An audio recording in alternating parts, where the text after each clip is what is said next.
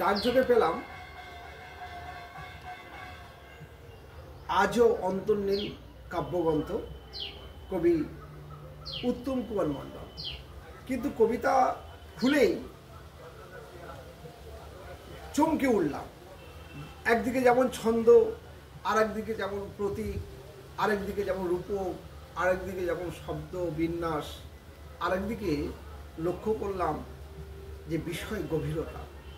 কি অসাধারণভাবে লিখেছেন কবি উত্তম কুমার মণ্ডল। 3টে পর্বে ভাগ করেছেন: প্রেম অনুভবে, প্রকৃতি প্রত্যয়ে এবং দ্রোহ। কি অসাধারণ কাব্যগ্রন্থ সাজিয়েছে কবি উত্তম কুমার মণ্ডল। এই কাব্যগ্রন্থ সবাই পড়া উচিত।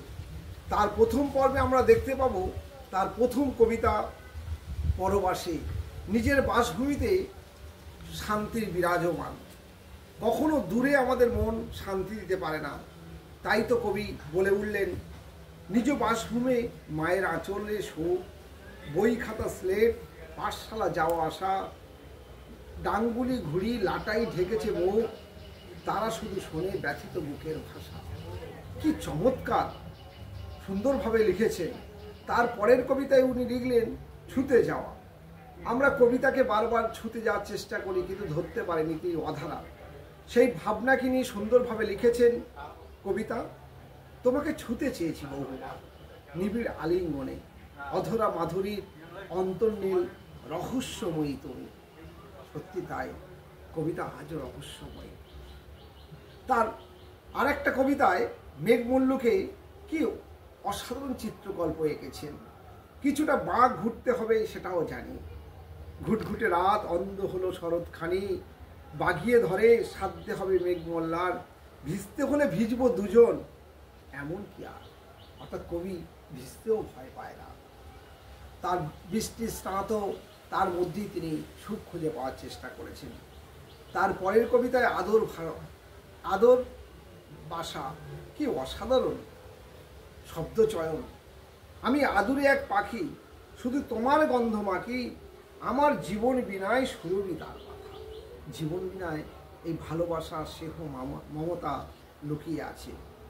তারপরে এই বাঁধনে কবিতায় তিনি তার স্বপ্নকে বাঁধতে চেয়েছেন মনের আকাশে, কিন্তু স্বপ্ন তো বাঁধা যায় না।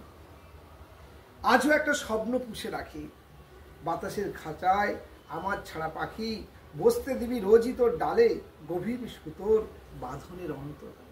এই প্রেমের বাঁধনে সবাই বসতে চায়, কিন্তু কেউ সেটা পায়, কেউ পায় না। তারপরের কবিতা ইচ্ছে বাঁচায় সুখ অনুভব। কি অসাধারণ ভাবনা, যে বীজের মধ্যে লুকায় যেমন সবুজ পাতা, বনস্পতি সন্তনী তার গর্ভাধারে, বিষাদ বাষ্পে মিশিয়ে তেমন গোপন ব্যথা, সংগোপনে স্বপ্নপুরী কারাগারে। কি অসাধারণ চিত্রকল্প। বীজের মধ্যে লুকায় যেমন সবুজ পাতা, প্রতিটা বীজের মধ্যেই কিন্তু সবুজের আগমন বার্তা বহন করে। আগামী ভবিষ্যৎ, আগামী প্রজন্ম, তার বীজ যদি ভালো হয় তাহলে আগামী প্রজন্ম কিন্তু ভালো হবে। কি অসাধারণ রূপকে রূপকে ভরপুর। বৃষ্টি এলে বৃষ্টিতে ভিজতে কার না ভালো লাগে, সেই ভাবনাকে কবি উত্তম কুমার মণ্ডল অসাধারণভাবে তুলেছেন। ইচ্ছে হলো ওদের সাথে মিশে, পাড়ি জমাই সদূর নভনীলে, একটু পরশ নাই বা পেলাম তোর, দুহাত বাড়াই তবু দুজন মিলে। এই ইচ্ছে জন্যেই কবি উত্তম কুমার মণ্ডল, তার ইচ্ছে এবং স্বাদ পূর্ণ হোক সেই সাথে আমাদেরও।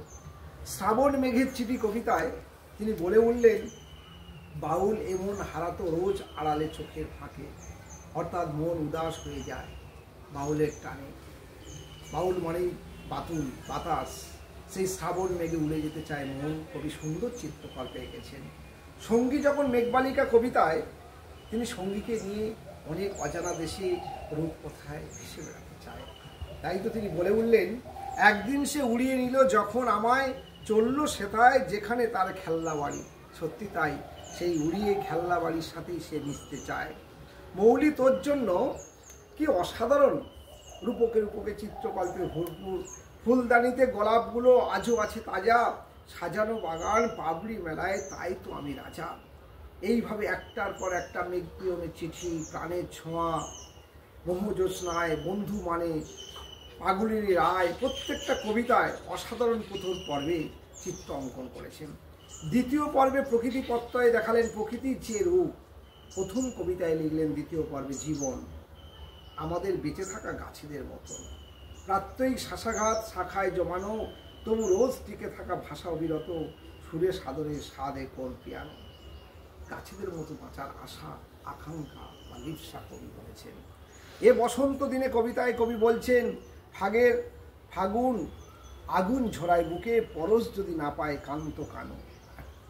কি সুন্দর রাধিকা তার প্রেম নিবেদন কৃষ্ণের কাছে করছেন।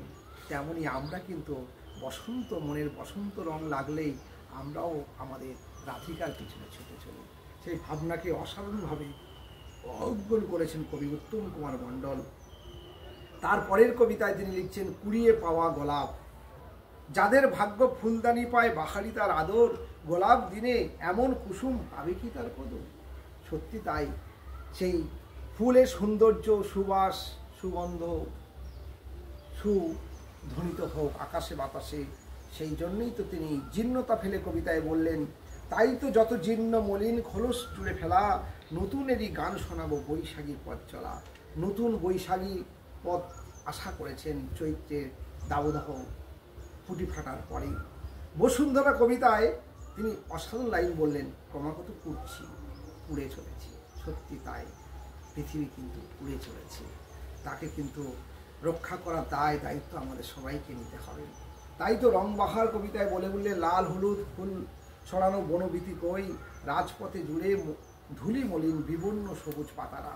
সত্যি সবুজ পাতারা আজ বর্ণহীন হয়ে গিয়েছে আমাদের মানুষদের জন্য, অশুভ মানুষদের জন্যই। এরকম একটার পর একটা ঘাস কবিতা থেকে বসন্ত বিল্লাপ, ঋতুরাজ, বুকের মধ্যে বাদল ঝরা তা সুন্দর। তৃতীয় পর্বে চলে আসি দ্রোহ, প্রতিবাদের কবিতা। কবি উত্তম কুমার শুধুমাত্র প্রকৃতিকে নয়, প্রকৃতির বাইরে গিয়ে যে মনের মধ্যে সমাজে ঘটে যাওয়া সেই দিকগুলো সুন্দরভাবেই অঙ্কন করেছেন। প্রতিবাদী সত্তাকে তার শব্দের মাধ্যমে সুন্দরভাবে তুলে ধরেছেন। একটা প্রজাপতি কিন্তু বারবার ঘোরাফেরা করছে যখন আমি কবিতাটা পাঠ করছি। অর্থাৎ কবি উত্তম কুমার মণ্ডলের এতক্ষণ ধরে যে বসন্ত, মনের বসন্তকে এগিয়ে নিয়ে এখন চলেছে যে প্রতিবাদের কবিতা। তাই তো তিনি কবিতায় বলেন, মুক্ত হোক রুদ্ধ সব, আরও একটা রাতের পাখির কথা, মহাকাশে পাড়ি দেব শোনাতেই তার যত গান। এই মহাকাশে পাড়ি দিয়ে তিনি সমস্ত অন্যায় অবিচার ঘটে যাওয়া সমাজকে নতুন আলোর পথ দেখাতে চাইলেন শব্দের মাধ্যমে। তাই তো জনতা জনার্দন কবিতায় বলে উঠলেন, তবুও জনতা হেঁটে চলে সারি সারি, গণতন্ত্রে রশিতে কোমর বাঁধা, তারাই তাদের শোষণ করবে জানে, শাসনের ভাত তাদের তো হাতে সাদা। সত্যি তিনি এই যে জনগণ এবং গণতন্ত্র, এটা নিয়ে লিখবার সাহস খুব বেশি কবি দেখাতে পারেননি, কিন্তু কবি উত্তম কুমার মণ্ডল দেখানোর সাহস পেয়েছেন। এইরকম একের পর এক কালান্তক দিন আসবেই, অসাধারণভাবে দিন আসবেই। আজও ভাবি যদি কেউ কেটা তুমি, কেউ কেটা যেন তোমার পাশানি, দুধ কলা খাওয়া করাল নাগিনী, ভিতরে ভিতরে ফুসবেই দিন আসবেই। অর্থাৎ কাল লাগেনি অশুভ শক্তি দূরভূত হয়ে শুভ শক্তির উন্মোচন হবে, সেই মুহূর্তেই কিন্তু সত্যি হবে কবির ইচ্ছা। প্রজাপতি কিন্তু সেই একদম সরাসরি প্রজাপতি এসে জানিয়ে দিয়ে গেল কবি উত্তম কুমারের ইচ্ছে পূর্ণ হবে। তাই তো তিনি বেঁচে থাকাটা বড় কথা। তাই যদি হাতে তুলে দেওয়া হয় ভিক্ষার পাত্র, মুখ ব্যদান করে তবু বলবো বেঁচে আছি।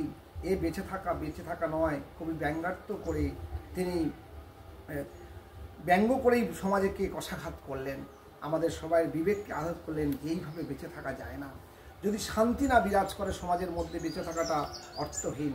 তাই তো আধারে আলো কবিতায় বলে উঠলেন, এইভাবে যদি আসে জাল কেটে সুসময় আলো, তবে কেন বসে থাকো নেমে এসো সলতেটা জ্বালো। অর্থাৎ যে কথা শঙ্খ ঘোষ বলেছিলেন, আয় তবে হাতে হাত রেখে বেঁধে বেঁধে থাকি। সত্যি তাই, সলতেটা জ্বালানোর জন্য সবার হাতের প্রয়োজন, তবেই অন্ধকারকে আমরা আলোয় দূরভূত করতে পারবো। তাই বিখ্যাত কবিতায় বলে উঠলেন, ভাবনা ছিল পাবলি হওয়ার কাটার বিনতে আগলে আছো, শান্ত সমীর আগুল গায়ে লাগলো তবু বসন্তের আজ। একটার পর একটা কবিতা নোনা জল অন্তহীন পথ, সেই কবিতায় বলে উঠলেন, কিছু পরে যদি গধূলি সন্ধ্যা নামে, ডুবে যাওয়া বেলা শঙ্খ নিনাদে কালে। অর্থাৎ সূর্য বলতে এখানে প্রতীক হিসাবে ব্যবহার করলেন সমাজের অচল অবস্থায়। তারপরেই শপথের পথে এক এক করে মা উমা, এবারে উমা এলে পাপের বিচার, শ্যামাঙ্গিনী মা নতুন ভোরের অপেক্ষায় তার শেষ কবিতায় এটা কবি তার শেষ করলেন, শেষ কবিতার মধ্য দিয়ে নতুন ভোরের অপেক্ষায় তিনি নতুন করে সূর্য দেখার আশা করলেন। আশাবাদী কবি মাত্রেই স্বপ্নের ফেরিওয়ালা, স্বপ্ন দেখেন সবাই, সমাজ আবার নতুন ভোরে ভরে উঠবে। তাই তো কবি বলে উঠলেন, চেয়ে থাকি নতুন ভোরের অপেক্ষায়, যেখানে দুর্বৃত্তরা শিকলে বন্দী আর মনুষ্যত্ব হয়ে থাকবে চির জাগরুক। কবির সেই স্বপ্ন আমাদের সবার মধ্যে জাগরুক অবস্থায় থাকুক, মনুষ্যত্ব জাগুক। স্বামী বিবেকানন্দ যে কথা বলেছিলেন, এসো মানুষ চাই, আমি মানুষ চাই, পশু নয়। নিজের সংকীর্ণ গর্ত থেকে বেরিয়ে এসে আমি মানুষ চাই। তাই সেই মানুষ যাতে করে মানুষ চায়, মনুষ্যত্ব জেগে ওঠে, তার জন্যই পড়তে হবে সবাইকে। আজও অন্ত নেন কবি উত্তম কুমার মণ্ডল। তিনি প্রত্যেকটা শব্দে শব্দে বিষয় ভাবনার মধ্য দিয়ে অসাধারণ একটা কাব্যগ্রন্থ আমাদের কাছে, সমাজের কাছে দিয়ে গেছেন। তার শ্রীবৃদ্ধি কামনা করি। আরও তিনি লিখতে থাকুন, লেখার সত্তাকে আরও আগুন জ্বেলে উঠুক, আরও তিনি বাংলা সাহিত্যে সমৃদ্ধ করুক, তার পথ চলা এখানে যেন না থামে। এটুকুই বলে তাকে অনেক অনেক শুভেচ্ছা জানিয়ে আমি বিধানচন্দ্র হালদার সময়ের দর্পণ কবি আমার ছোট্ট কথা এখানেই শেষ করছি।